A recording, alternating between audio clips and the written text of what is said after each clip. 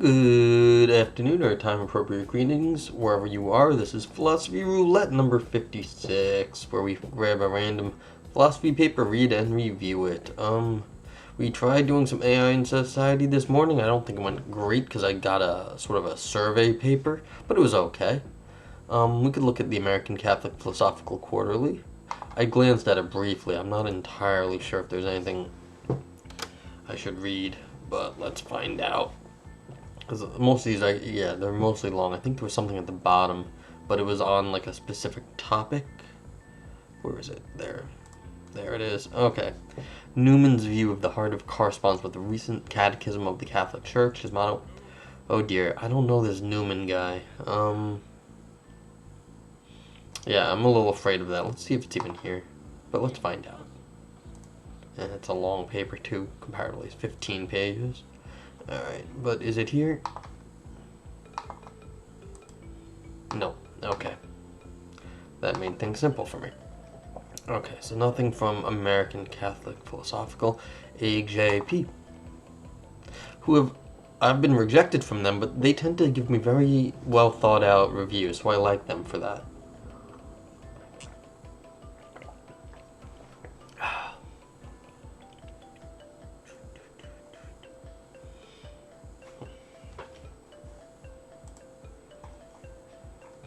Ooh, lots of short stuff. Okay. The normative error theorist cannot avoid self-defeat, reality and structure, an essay in fundamentality, beyond desire, agency, choice, and the predictive mind. You know, it's funny. We discussed fundamentality, like grounding a bunch. We did some intentions of animals the other day. Emotional perception. Maybe that's interesting. But it's 14 pages. I want to avoid something. Shorter is the better, people. 13 pages. Against the character solution, moral luck. Lewis, review, grounding the domains of reasons, review, the diner's defense, producers, consumers, 13 pages. Ooh, hypergunk, it's gunky, let's see. Okay, and this is 13 pages as well. Taking emergentism seriously. We just spoke about emergentism. Let's see what this one has to say, though. The exclusion argument has afflicted non-reductionists for decades. In this article, I attempt to show that emergentism, the view that mental entities can downly cause physical entities in a non-overdetermining way, is the most plausible approach to solving the exclusion problem. Well, if these aren't around, maybe I'll do that. I mean, someone named Abelard, I guess, should be a philosopher. Quicken. Alright, so Abelard, that's here. Well, that makes it easy. No hypergunk because you're not there. Cool. Because Abelard was a medieval monk and a little bit of a scumbag, I guess. But he worked on logic with Eloise, and in some circles, the upside-down A and backwards E can be referred to as Eloise and Abelard, as in two players going back and forth over a topic. So.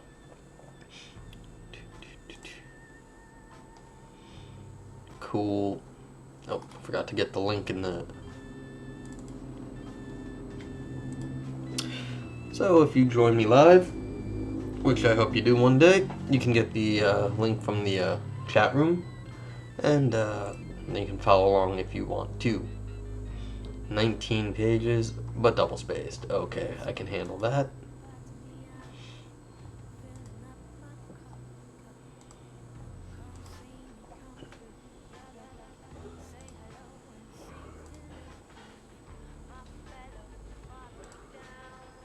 Hooray! Okay, and we're off. In this paper, I will present a qualified defense of the consumption of animal meat. Most existing defenses of omnivorism rely on controversial claims about moral status, claims that I believe have been convincingly shown to be deeply contrary to moral common sense. Some rely on views about the interests of animals and having their own future that are questionable on philosophical or empirical grounds. Some depend on accepting one or other specific comprehensive moral doctrine. The well-worn dispute over these issues has, in my judgment, reached an impasse, or in some cases a position favorable to the vegetarian, and my aim here is to give a defense that bypasses them entirely. This thesis will be, in some respects, modest. First, the challenge is aimed at there's one important kind of reason often adduced against consuming meat, what we might call a harm-based reason, grounded in the contribution eating meat makes to the harm that are inflicted on future animals. Appeal to this sort of reason is the most common strategy among opponents of eating meat, but not the only one. I'll briefly consider other reasons why eating meat might be wrong at the end of the paper. Second, it will only be a defense of the consumption of meat and not a defense of the farming practices themselves. It is for this reason that I will call this the diner's defense. It will be compatible with the diner's defense that no possible farming practices are morally permissible. These distinct moral questions are sometimes conflated, or it is assumed that the harm-based reasons against the production of meat carry over in some straightforward way to its consumption. I will try and show that the gap is not so easy to cross as it may seem. Finally, I will only be defending consumption of some types of meat, in particular meat produced under conditions where animals have lives that are worth living. This should not, however, be confused with a defense of only consuming meat that has been produced humanly, that is, under morally acceptable conditions. The requirement that animals have lived lives that are worth living is a lower bar, though tragically almost certainly higher than most existing farming practices manage to clear. Morally horrific practices may still produce lives that are on balance worth living. Which animals clear this bar will be a distinct and difficult question.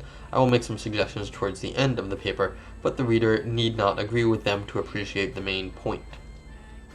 While modest in these respects, my argument will be unusual in making the most extreme concessions possible to the vegetarian on essentially all the main points of contention in the literature.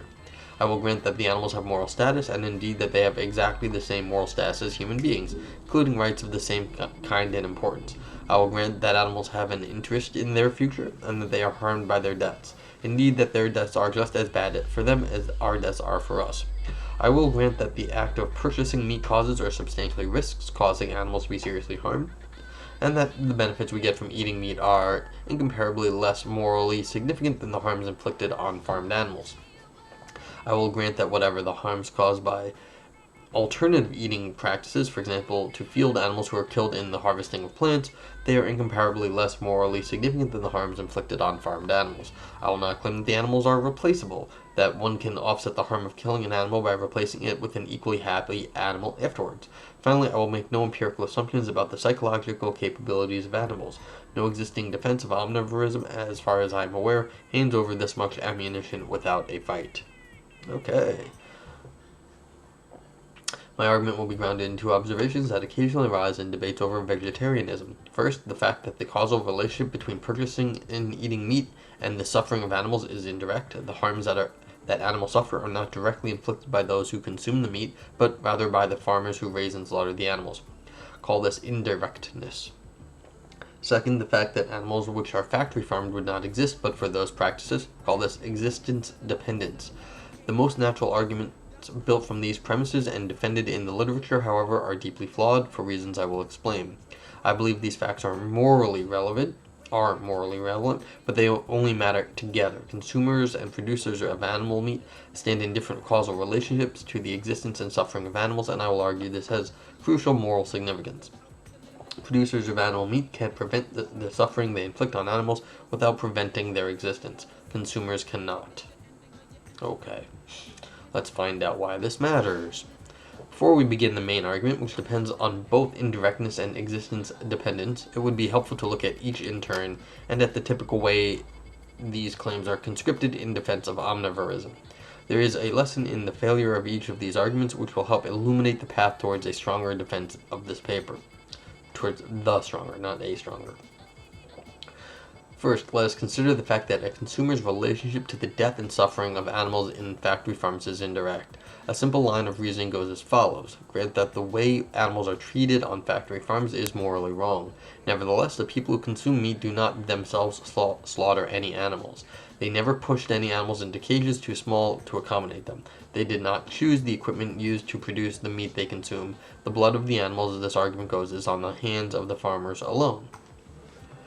Not entirely on that one, because It's like blaming the grunt in the military for like doing the heinous act, but as if the general didn't actually have any responsibility for it. It's like not the general, maybe the politician.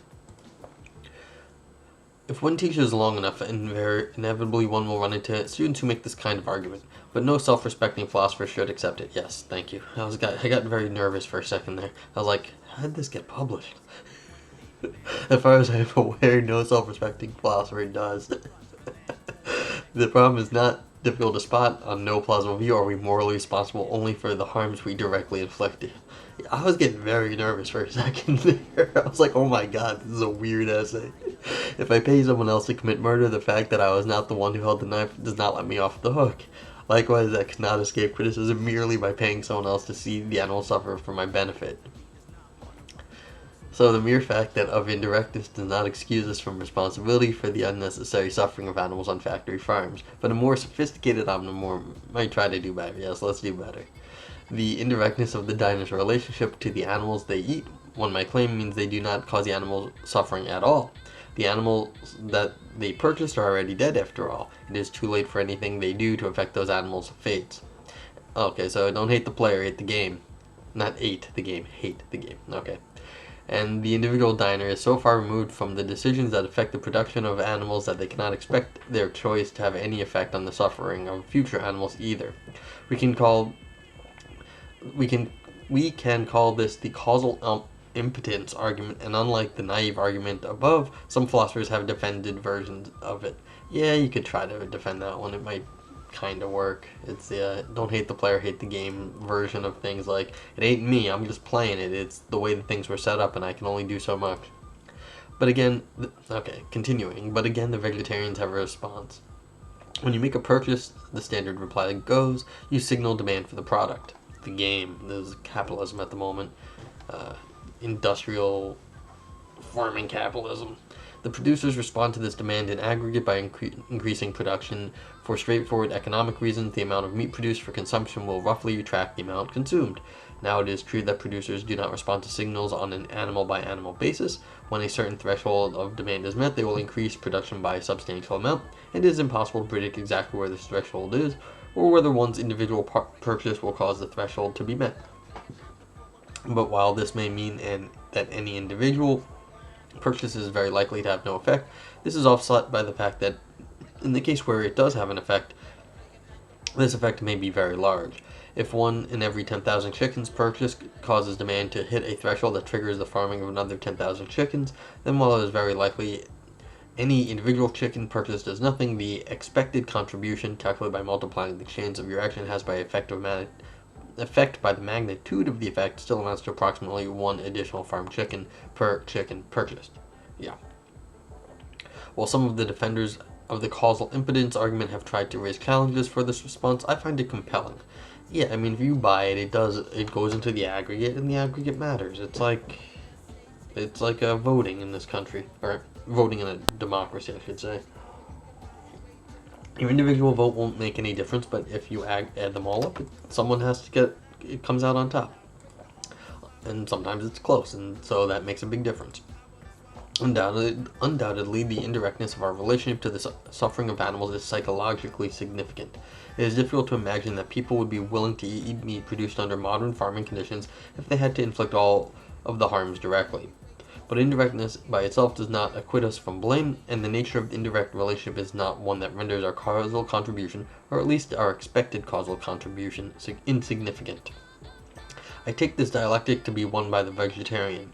For our purposes, however, the main lesson to learn from this is that the contribution to the harms inflicted upon animals one makes by eating meat is that one increases demand, causing or risking causing more animals to be produced, to experience suffering, and to be subsequently slaughtered. This will become important later. Yeah, so you're participating in the market, and you're participating in increasing market demand. And the market demand directly influences the suppliers. Existence dependence.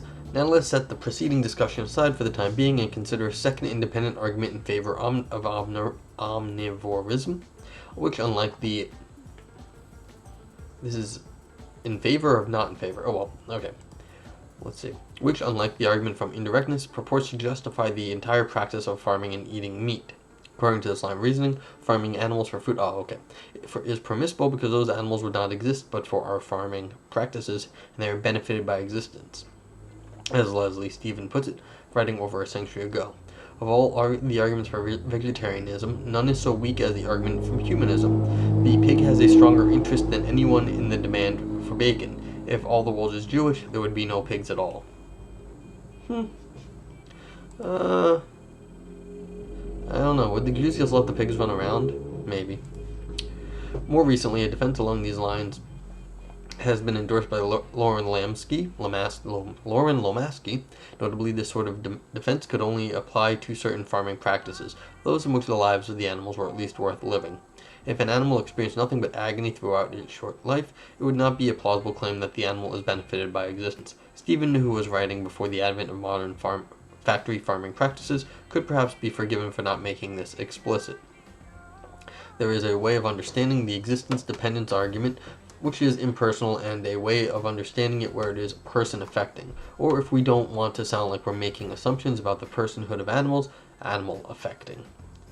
On the impersonal interpretation, farming practices are justified because the existence of animals in those practices makes the world a better place. On the person-animal affecting interpretation, farming practices are justified because the existence of animals in those practices is good for those animals. Okay, so you can like add up the amount of happiness, or you can then say, okay, or it's causing happiness in those particular spots in those animals. According to a view like classical utilitarianism, permissibility is determined entirely on impersonal grounds. Peter Singer, though he's only opposed to the farming of animals, suggests that such a view could justify limited omnivorism. On Singer's view, the existence of happy animals is an impersonally good thing. Any disvalue in killing them comes from the loss of additional impersonal goodness their continued lives would contribute. Consequently, whatever disvalue there is in their death can be offset as long as they are replaced by new happy animals. I'm going to set aside the impersonal version of the argument, however. Although some comprehensive moral views license this sort of reasoning, in this paper I am concerned with arguments that do not assume any particular theory. And even within a broadly utilitarian framework, it is controversial both whether the mere existence of more happy animals makes the world impersonally better and whether harms inflicted on one being can be offset by creating other beings with good lives. Yeah, these are general utilitarian problems here. But it is interesting that you can, like Peter Singer, who I have not read a ton of, but know something about because of fame and whatnot, you can suggest that you could justify eating because as long as you keep replacing the dead animals with happy ones, you're not really losing a lot of happiness overall.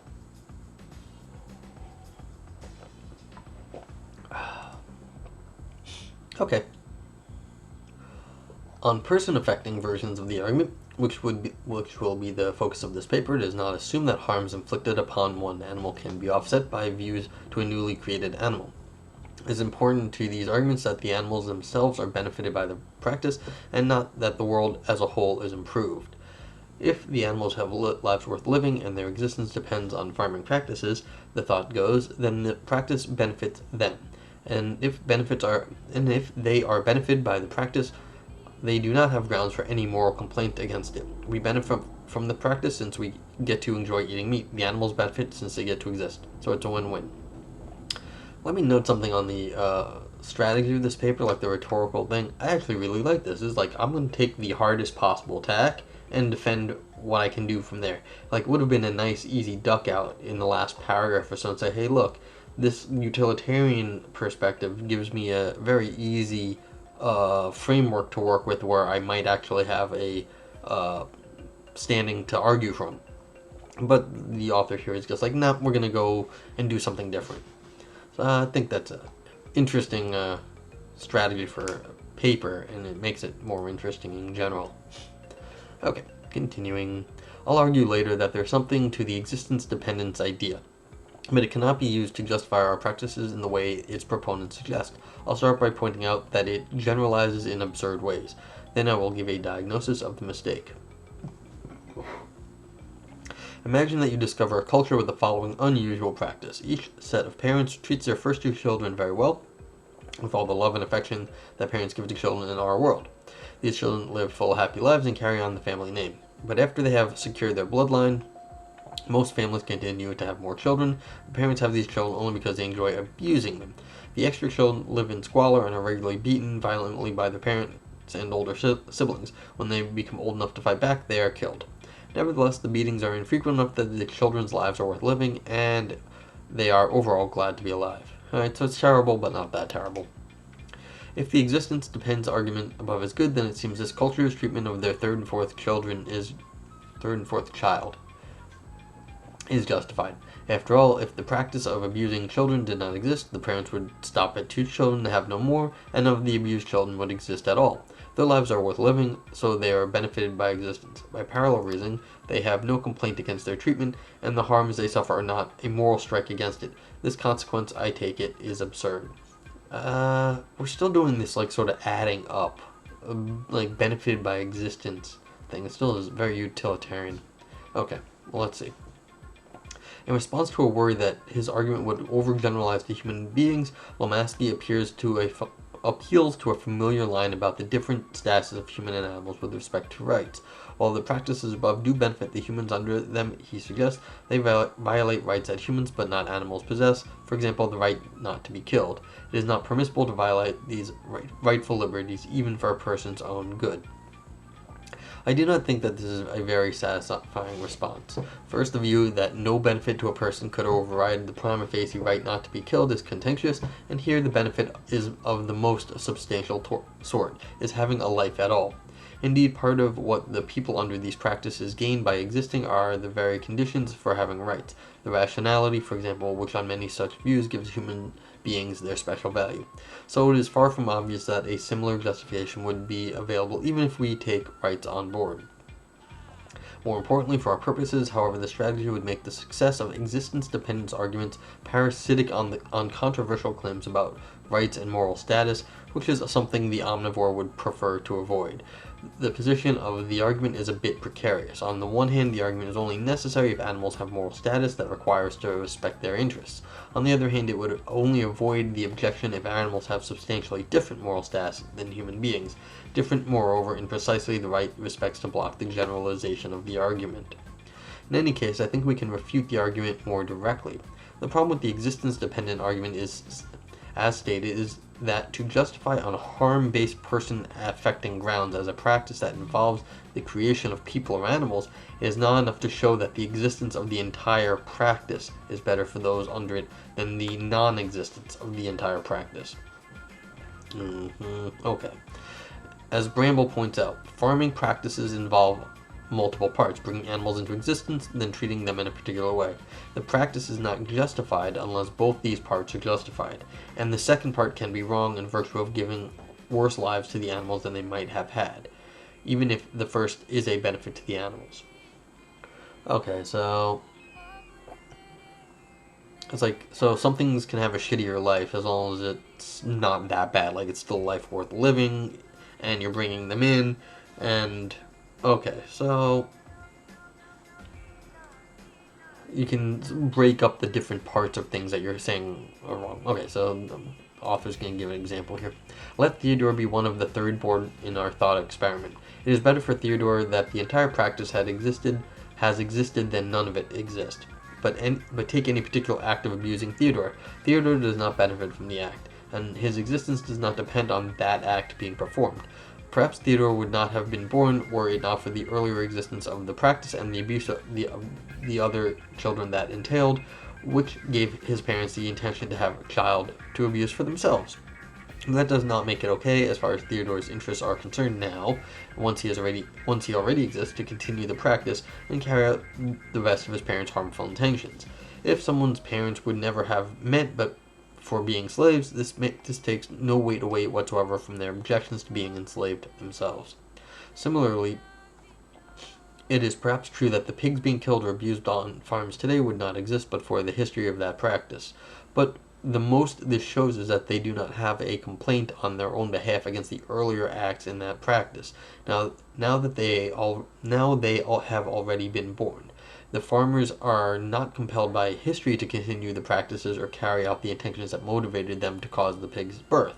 And the pigs do not have a complaint against their current treatment because the farmers had options available to them. And the pigs do have a complaint against their current treatment because the farmers had options available to them which would have led to less suffering and or a less untimely death for those pigs. Okay, so breaking up the bad treatment with the practice. The practice itself is historic, and then the bad treatment, okay. Once that's mitigated, you can eat them. I see where we're going. Okay, the diner's defense. Let us take stock of what we've learned so far. We saw that the mere fact that our causal relationship to animal suffering is indirect does not by itself offer absolution of the suffering of animals, and that our actions are not causally impotent with respect to the suffering of animals. Our actions create demand which leads to animals being bred, farmed, and slaughtered in a way that is significant even once we take the chances of making a difference into account. We also saw that the fact that the animals being farmed would not exist but for those practices could not justify the conditions of their farming, because while the animals may not have a moral complaint against the acts involved in the practice which were necessary for their existence, they can have complaints against the acts that are unnecessary for their existence, including all the choices made after their birth about their treatment. Now I want to propose a way to draw together these lessons to propose a successful defense of eating meat. There is an insight in the existence dependence argument that I think is correct. It is this: an animal or person does not have a harm-based complaint against an act which causes them to exist if no alternative act would have led to their existence, and their existence is good for them. This is true even if their existence involves many wrongful harms being inflicted upon them. Children who live good but imperfect lives do not have a complaint against their parents for bringing them into existence. In a sense, their parents are causally responsible for all the suffering in their children's lives. There would be none if the parents had not conceived. But likewise, they are responsible for all the happiness in those lives. The children might have something to complain about if the suffering were not outweighed, but otherwise they have no complaint arising from their own interest against the act that brought them into being. Yeah. There's a lot of this consequentialist style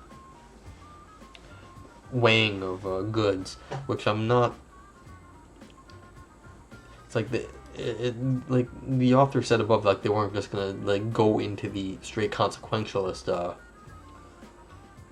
defense, but they're still using a lot of these sort of consequentialist concepts. And it's not like. So there's still sort of like a calculation going on here. And not that if you do things deontologically, you can actually get away from it, but in some sense, I'm a little unclear on. I see where the argument's going, but I'm not exactly sure on the footing from which the argument is actually being made, because it seems like we've got a deontological sort of like rule. If the life is good, you can't discount the thing that the practice that brought it into life, the being into life. But then once you get there, you're doing this weighing to figure out how to actually figure that out. So it's sort of this weird combination of deontology and consequentialism. Not weird, but interesting combination of the two. The children may, of course, have other legitimate complaints about their treatment by their parents. If the parents abuse them, like the third born in our earlier example, the children have a complaint against that. And this is why existence dependence cannot be used to justify the entire practice in both Theodore's example and in the case of factory farming.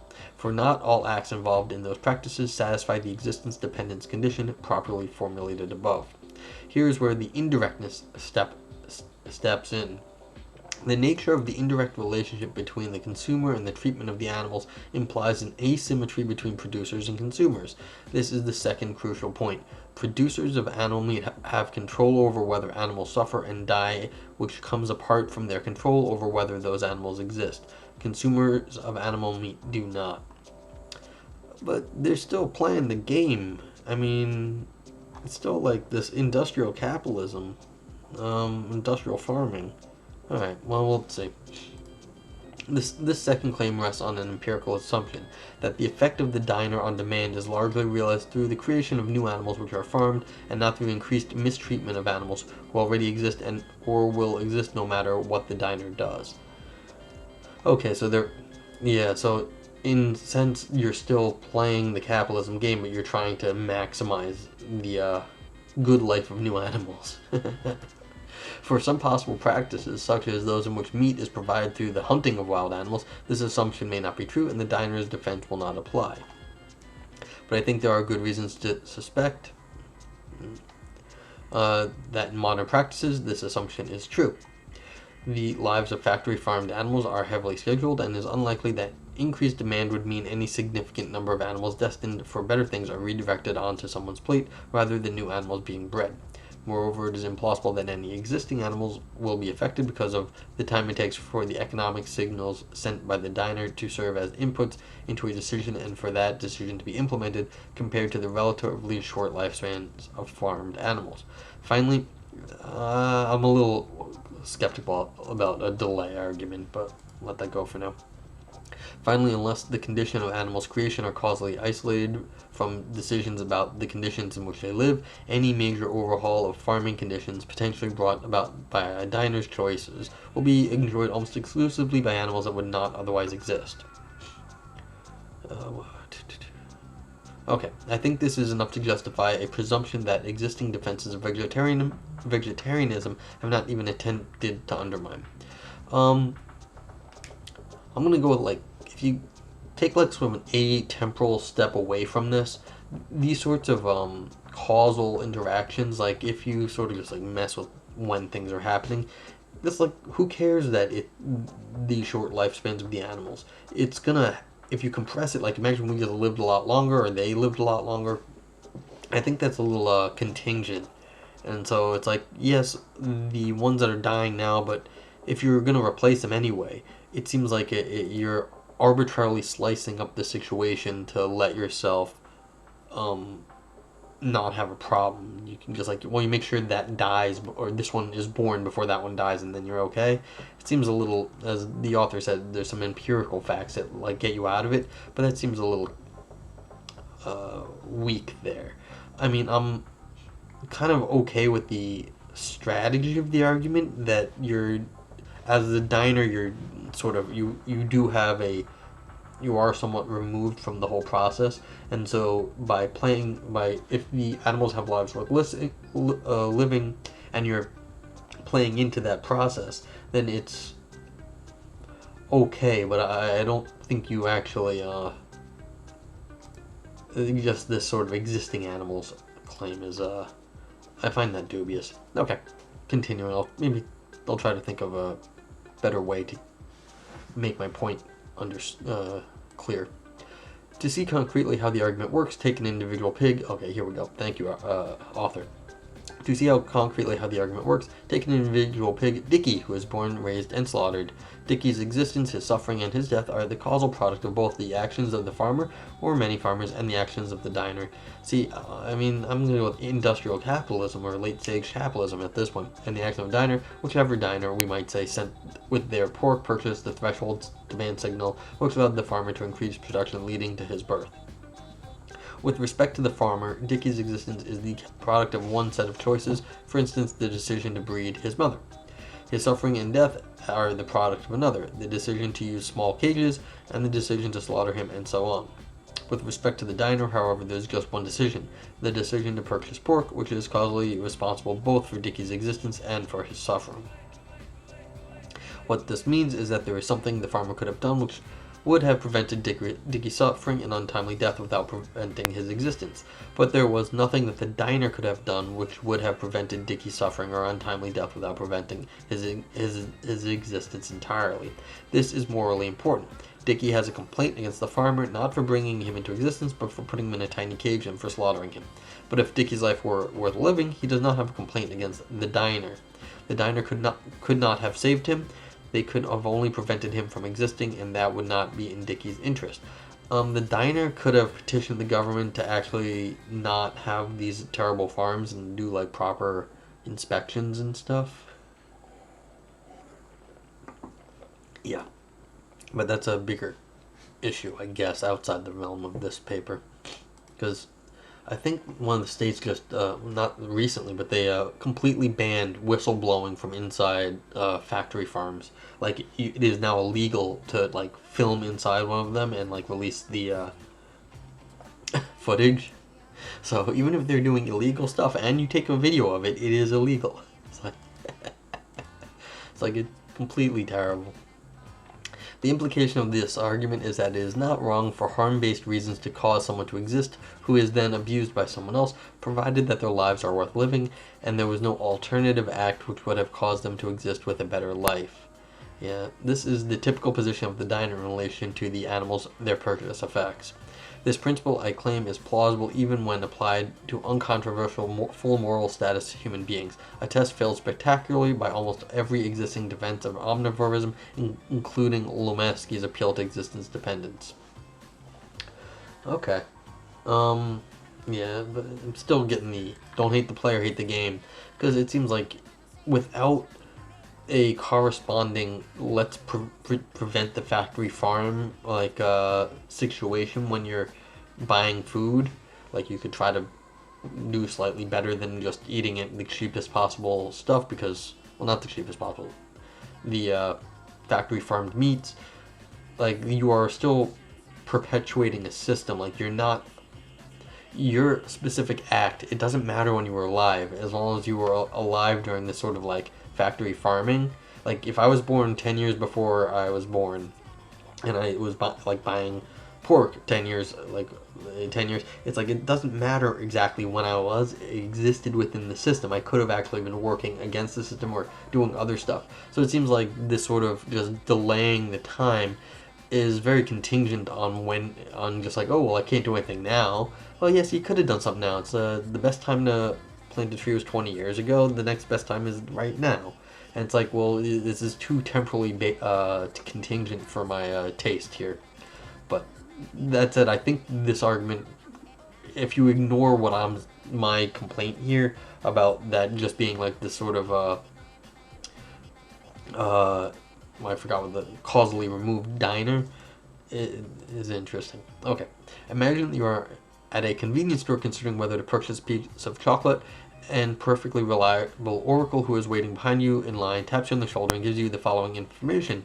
If you purchase the chocolate through a complicated series of events triggered by your purchase, a boy named Theodore will be born as a third child to a family which will abuse him in many morally terrible ways, and he will die young. That's so sad. Nevertheless, Theodore will have a life worth living. He will be glad to be alive, although he will regret the way that he is treated. If you do not purchase the chocolate, Theodore will never be born. For good measure, the oracle shows you a sketch of what Theodore will look like, a hint of sadness in his eyes. Intuitively, it is not wrong to buy the chocolate. And this intuition, no, I think it would be wrong to believe the oracle at that point. You're like, you're insane, my friend. Intuitively, it's not wrong to buy the chocolate, and this intuition is not grounded in mere causal distance, or in the fact that, there's causal distance. Gotta remember that.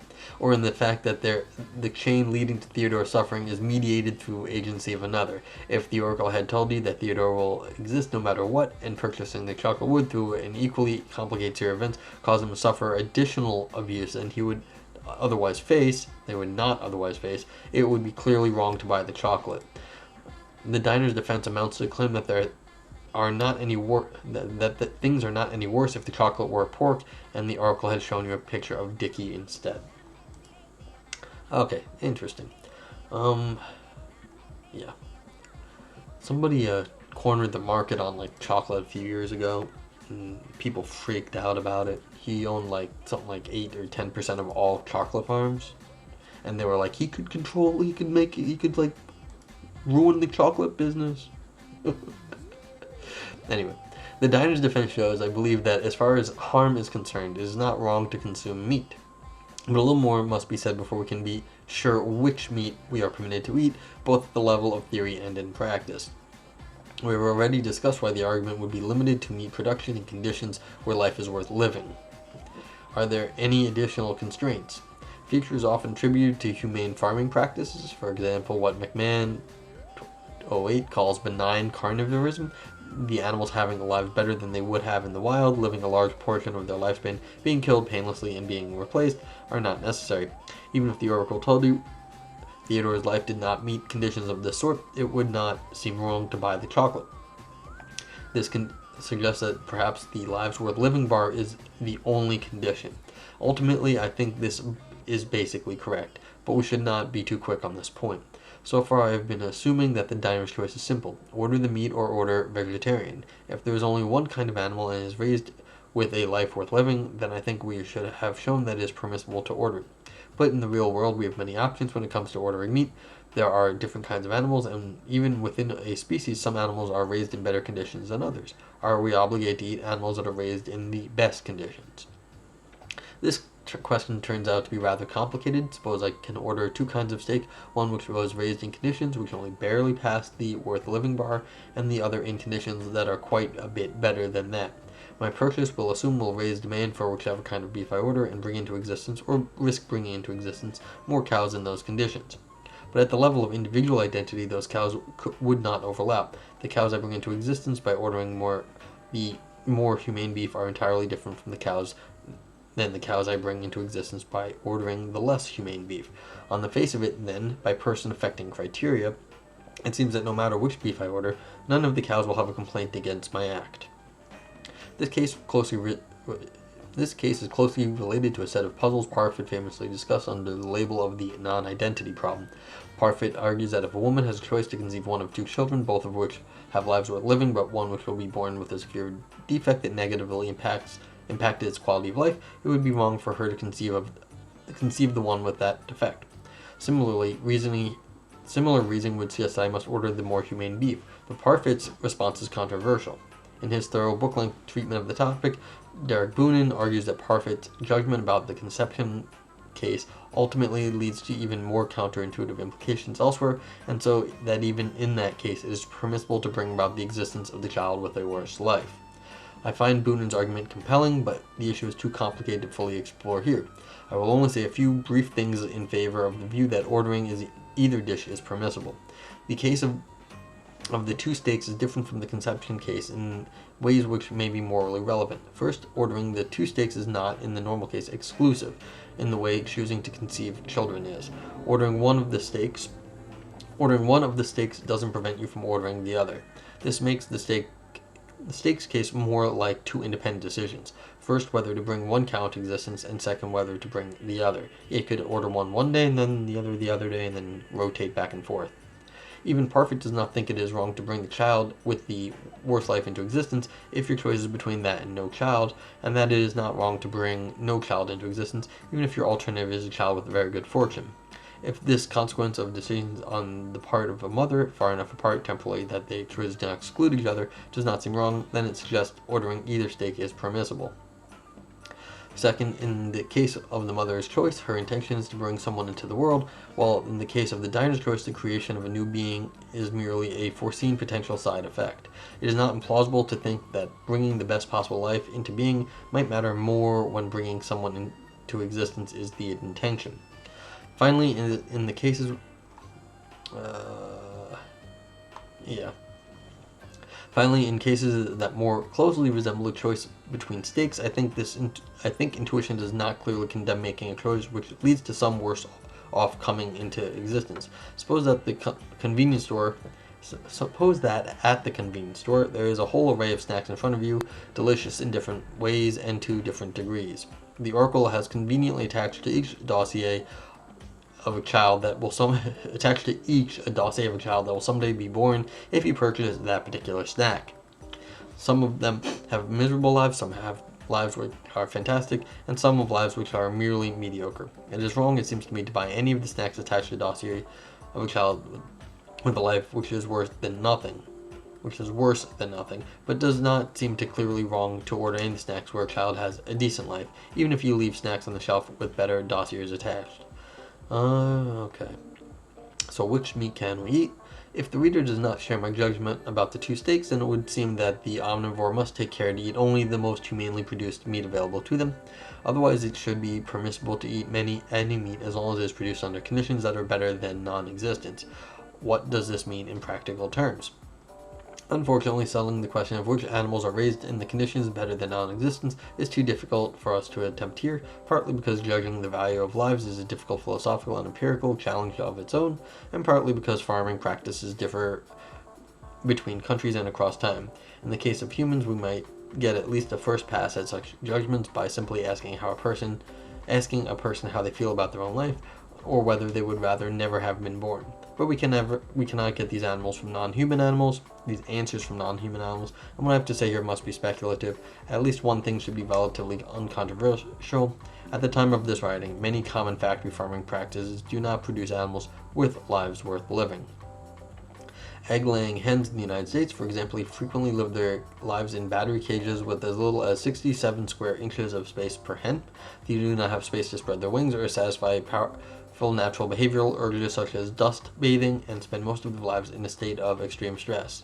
A significant portion of these die during confinement from asphyxiation or dehydration, because these conditions frequently drive them to extreme and injurious behavior such as pecking at themselves or other hens. Much of their beak is often severed without anesthesia. This kind of life does not seem remotely worth living. I mean, we were just talking about intentions of animals.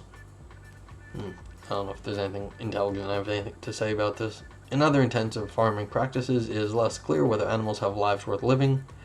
Perhaps the best case can be made for beef. The typical beef cow in the United States spends approximately half its life, around 7 months, grazing, and most of the rest in a feedlot being fattened for slaughter. They suffer significantly during the process of branding, dehorning, and castration, and during travel and slaughter itself.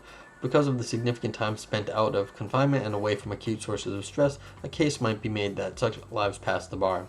Emphasizing recent positive advances in the treatment of cattle, this is the judgment of animal scientist and humane farming proponent Temple Grandin. To be safe, however, a conscientious omnivore are convinced by the diner's defense should look into practices in their own country and limit their consumption to meat, preferably beef that is produced in conditions better than those at the most intensive farms. Conclusion. The diner's defense is not meant to be a conclusive argument against moral vegetarianism. It is a defense against the most common type of reasoning against eating meat, namely that it contributes to the harms and unnecessary slaughter inflicted upon animals. Almost all moral vegetarian philosophers accept some argument of this sort, but there are other arguments against eating meat that the diner's defense cannot undermine, since they do not appeal to harms inflicted as a result of purchasing meat. One possible lesson to draw, then, is that vegetarians should turn their attention to these other arguments. It may be that eating meat is wrong because of its effect on the environment. It may be wrong because of its symbolic value, that being a vegetarian is a way of standing for the good. It may be wrong because it amounts to a kind of complicity in the wrongdoing of farmers. It may be wrong because it is benefiting from wrongdoing. It may be wrong because it is rewarding wrongdoing. It may be wrong because eating meat while knowing that it was produced immorally is a failure of virtue. It is notable that the diner's defense leaves many of these open precisely because it does not defend the practice of eating meat by defending the practice of farming it. These arguments appeal to moral reasons that are more controversial than our moral reasons not to cause harm, which every plausible view accepts. And the reasons involved are, I think, generally weaker than harm-based reasons. For example, perhaps enjoying videos of cruel pranks is wrong because it fails to stand for the good or benefits from wrongdoing or manifests from vice, but it is not as wrong as committing a cruel prank. So even if ultimately one of these other arguments is successful, the diner's defense might show that the actions of omnivores are less morally bad than we otherwise might think, and that we should be skeptical of the more extreme claims of moral vegetarians that eating meat is as bad as torturing puppies. For example, Norcross or setting kittens on fire. McPherson. Who sets kittens on fire? Why would you do that? I want to end with a note of caution. I presented the argument in this paper because I think it is correct, but I'm also worried that it is dangerous. There is a risk that ameliorating our sense of guilt for eating meat can make us complacent about the great wrongs that are inflicted upon animals in factory farms. This would be a failure to appreciate the scope of the diner's defense.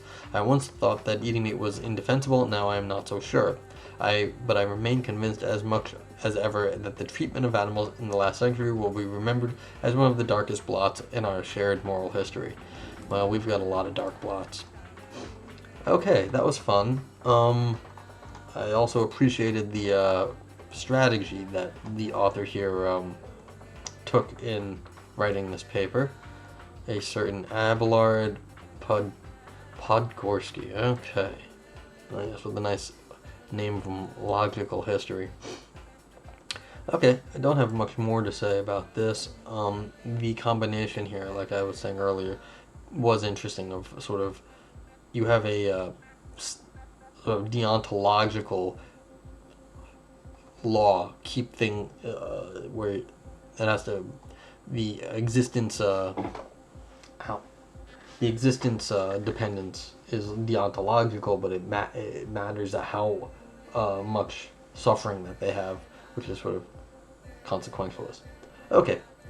Anyway, I'll probably be back tomorrow. Have a good night. Stay safe, folks. Bye.